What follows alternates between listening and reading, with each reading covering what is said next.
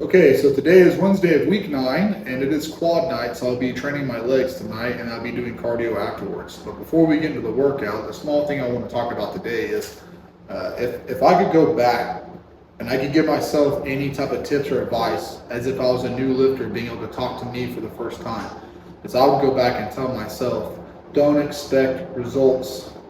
Don't expect to see them, because you're not. It doesn't matter how good you get, the results that you see will never be enough to keep you satisfied or happy. And then, because what ended up happening was I changed my routine. I was a routine hopper. So when I used to bodybuild and everything else, I would do this routine for a month, and this one for a month, and this one for 2 weeks, and this one for 3 weeks, and this one for a month, and this one for 2 months. When I started powerlifting, that's whenever I really started noticing results.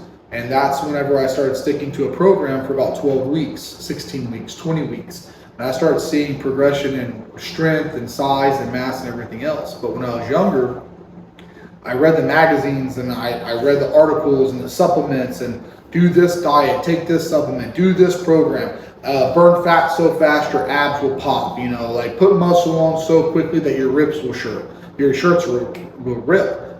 And I didn't realize that no matter how much results you make, it's very difficult for you to see the progress. So like even now, I'm down 28 pounds from when I first started, and I look at myself now, and I can see the definition of my shoulders and of my arms, and I can see my legs have kind of like leaned out some a lot, but my stomach, my midsection, my chest, my back, I don't see any results. Like I know my clothes are fitting looser. I know I look smaller. I know the scale says I'm smaller. I know I'm more vascular, and I know that there's a big difference in the way I look from now to 28 pounds ago. But for me, it's hard to see those in the mirror, and it's hard to see those day to day, week to week, month to month. Going back, looking at footage, videos, and pictures, it's an eye opener. But you see the scale go down 1 pound or 2 pounds or 3 pounds a week, and you're like, okay, that's progress. Your clothes are fitting looser, that's progress.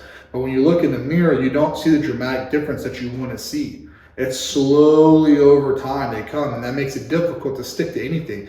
Sticking to your diet. I'm hungry today. I'm tired today. I'm exhausted today. I'm worn out today. I don't feel like doing cardio today. I don't feel like going to the gym today. I don't feel like working out. I don't feel like eating this again today.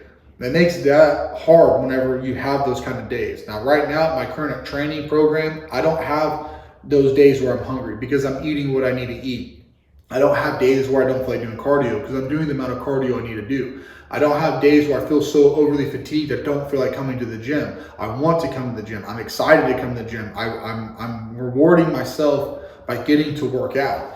But also my mindset's different than what it used to be because I had this taken from me whenever I ruptured and tore my pec. I had to have surgery. I couldn't work out. I couldn't do anything. And then I hurt something in my foot, and I don't know what I did to it, but I could barely put pressure on it for about 3 months. I had an impingement in this shoulder, and I could barely even move this shoulder. I couldn't do any pressing movements for a couple of weeks. So I've had working out taken from me because of injury. And then getting to the point where I wasn't able to work out made me realize how much I love working out, and saying like, if I could just get back to working out, even to 3/4 of what I used to be able to do, I won't ever complain about going to the gym. I won't ever complain about being tired of being in the gym. I won't ever make excuses to not go to the gym again. I'll find every excuse and every reason to get to the gym to work out because my mindset shifted. But back then, I didn't have that mindset. And I rushed and rushed and rushed, and I wanted to see results. I took every supplement that the magazine suggested, and every hack and every diet and every shortcut and every program and every latest article. And then after a couple of years of being into it for a while, that's whenever the contradictory articles started coming out. Well, I thought this article said you can't do that because of this, but now this one's saying you should do that. And now this one's saying that this one and this one's wrong, but this one's right, but this one's saying that this one's wrong, and this one's saying that that one's wrong, and this one's saying that. And then same thing for supplements. Take this supplement, latest and greatest. I see it with supplements, man. It was so funny because, creatine has always been a good supplement, right? But first it was creatine. Take creatine. They marketed the crap out of creatine. Then it was arginine. Take arginine, nitric oxide, arginine. Take it. Ridiculous. $90 for a 30-day supply for amino acid. And that was branched chain amino acids. BCAAs. Then essential. No, it's not BCAAs. It's essentials. Take essentials. Oh, beta-alanine. Take beta-alanine. Oh, that's going to get you a result. I seen them flip-flop. And then when this one is banging, everyone's talking about the science and studies behind it. But then once that one fizzles out and then people don't get the results that it was promised and the gimmick is over, then they move on to the next and, oh, well, science shows that that's debunked. That was false. That wasn't true. That didn't work.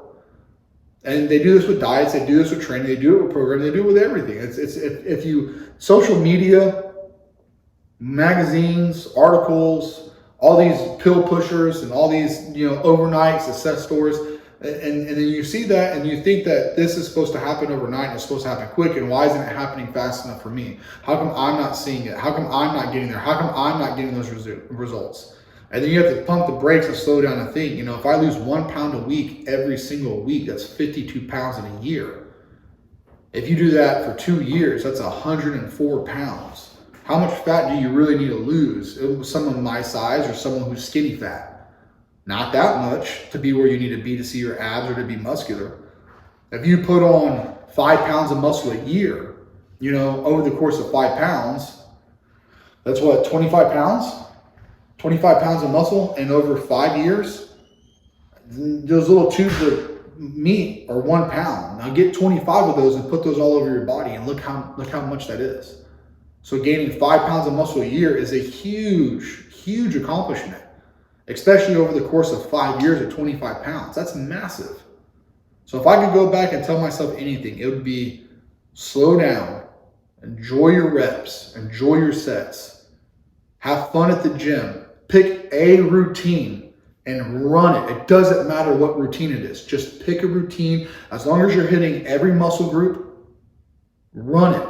Twice a week, once a week, it doesn't matter. Pick one routine and stick with it until you legitimately stop seeing results. Find a diet that you can stick to, that you enjoy eating, and stay on that diet. It doesn't matter what it is. Stay on that diet as long as you're getting results. And I don't mean pizza and cheeseburgers and stuff like that. I mean like steak and rice or chicken or whatever your preferred diet. And I'm not talking about someone who's morbidly overweight and morbidly obese that's like 400 pounds that needs to lose weight and they're just trying to fix their bad habits. I'm talking about people that are wanting to be bodybuilders, figure competitors, Mr. Olympia, powerlifters. I'm talking about those people, right? That's who I'm talking about, because that's who I used to be. The person that wanted to compete in bodybuilding, wanting to be Mr. Olympia, right? Pick a diet that you enjoy eating. If that's just ground meat and rice with some chicken stock or beef stock, then just do that for every meal. And then add vegetables in and add extra to it and just slowly add to it and add to it and add to it and add to it until you find the foods that work for you that you enjoy. But anyways, just sitting there driving home thinking about it and where I would be right now at 36 if I had me in my life when I was 14 till now. So hopefully if my boys grow up and my daughter gets older and they decide to get into fitness and working out or competing or whatever, I'm never going to push it on them, and I'm never going to try to strong arm them into it.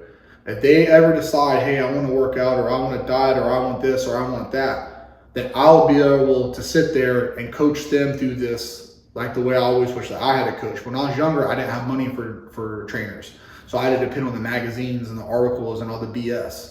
But now that I'm older and I understand the way that it works, and the reality of the fact is I'll be able to help my kids be able to navigate those waters if they ever choose to go down that route, and not living vicariously through them, it's just if they want it. I believe in pushing anything on children that they don't want to do, especially sports. I don't think kids should be forced into sports just because their parents want to vicariously live through them. I just think that's a load of trash, but that's a whole other topic and everything. So anyways, so let's get into the leg night and let's get some muscle pumping and some legs growing and some fat burning.